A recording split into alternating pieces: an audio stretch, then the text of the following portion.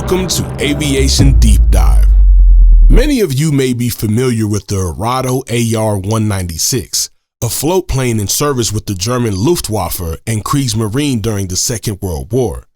It had first entered service in November 1938, and it was intended primarily as a reconnaissance aircraft.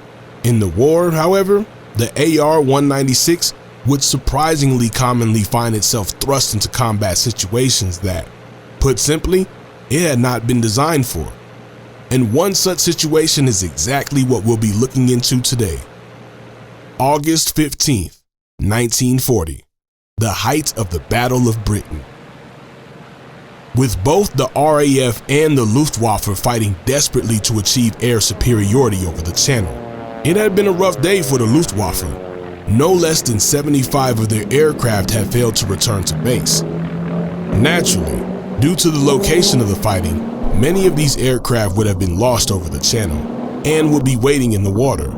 Late in the afternoon, it was decided to send a search plane out to try and locate and rescue some of the crews, the responsibility of which would fall on the Ar 196A2, piloted by Staffelkaptain Hauptmann Geritt Wiegmink and his observer, who would also operate the rear turret, Lieutenant See Dietrich Schlenker.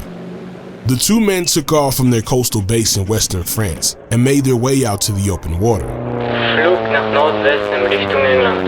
Voraussichtliche Flugdauer 1 Stunde. Undertaking a low-altitude sweeping patrol of the Channel, searching for dinghies, parachutes, or pilots.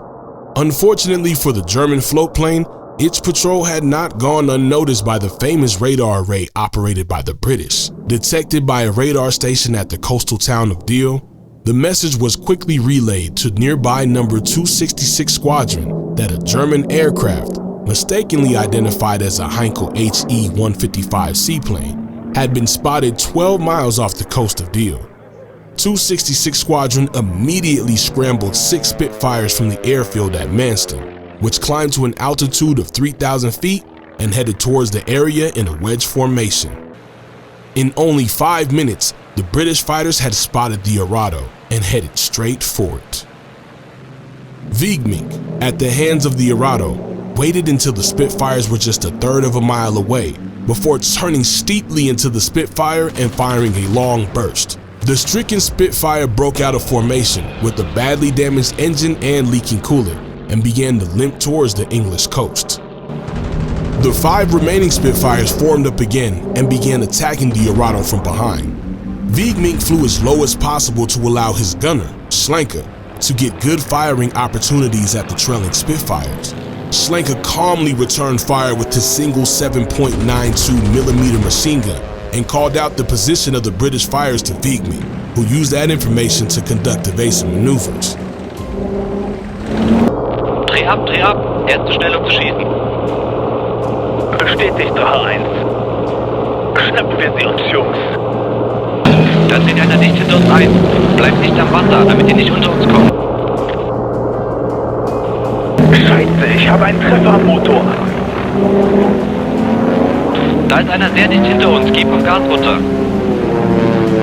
2 Spitfire hinter uns. Ich habe einen gut getroffen. Er leckt irgendwas. In one of the sweeping attacks, Schlenker was hit fatally by fire from one of the Spitfires, and the rear gun of the Arado fell silent. Wiegmink tried desperately to evade the thousands of bullets being shot his way, but 303 rounds began tearing through the Arado skin, smashing the glass of the canopy and badly damaging the BMW radio engine. The 9-cylinder radio began running unevenly, and Wiegmink knew he was going to have to ditch the aircraft. Jerking the control column abruptly to the right, Wiegmink was able to catch a Spitfire in turn and quickly fired a volley of 20mm shells into the British fighter. Scoring critical damage, the Spitfire immediately began pouring black smoke and losing altitude. Almost simultaneously, the valiant BMW engine finally gave up and dead.